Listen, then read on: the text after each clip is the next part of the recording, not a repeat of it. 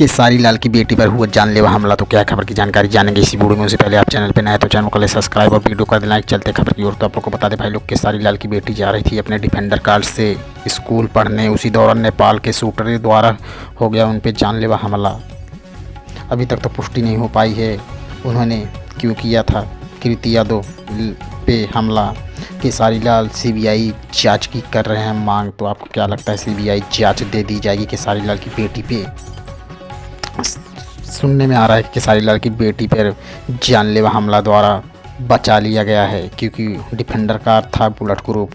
गोली तो चली लेकिन बुलेट प्रूफ कांच होने के द्वारा नहीं लग पाई कृति यादव पर गोली।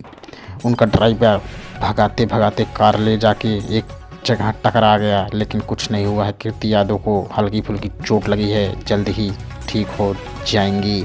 और शूटर भाग गए हैं, अभी तक वह पुलिस के हत्थे नहीं चढ़े हैं। जल्द ही पुलिस द्वारा पकड़ लिया जाएगा।